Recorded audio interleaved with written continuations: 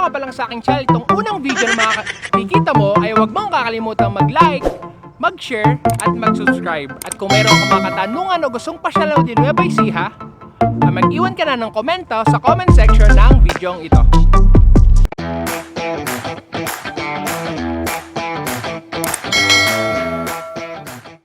Madali lang makitang poke na ito sa unang pinakamatarik na ahon ay makikita nyo na ang signages na mga ito.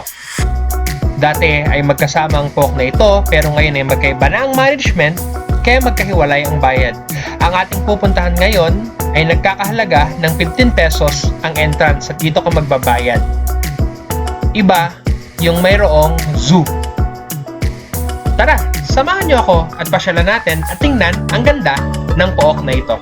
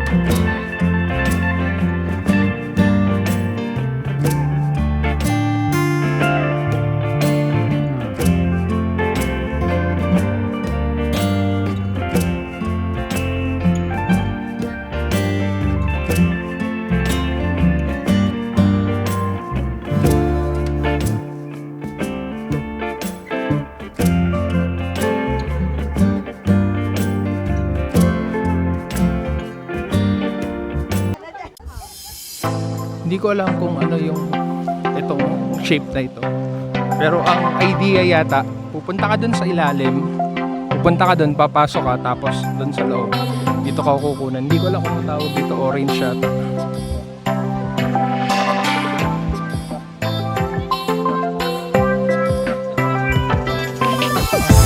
ito ay pakpak ng butterfly kung saan pupunta ka dun sa gitna at magpapapicture ka na parang pakpak mo.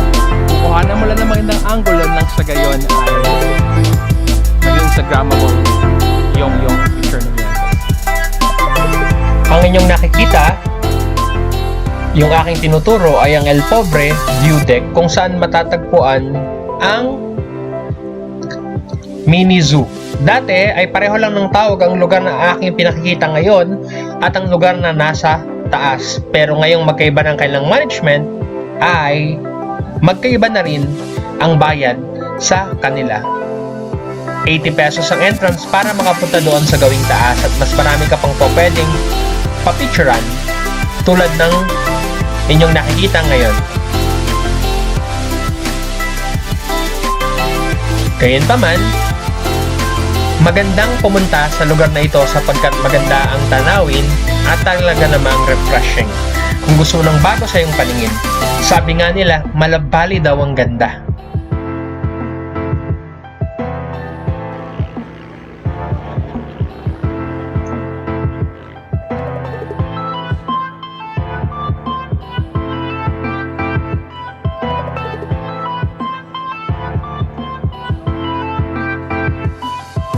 Bikers dito sila, sir.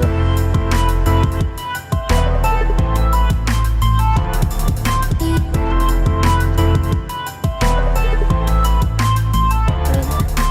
Punta na sila dun sa tuloy. Punta tayo dito tayo dadan sa kabila. Sir, thank you.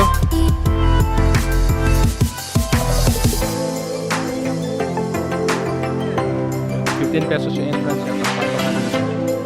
Ayan yung tulay. Bangin yung ilalim. Ingat lang dapat sa pagtawid.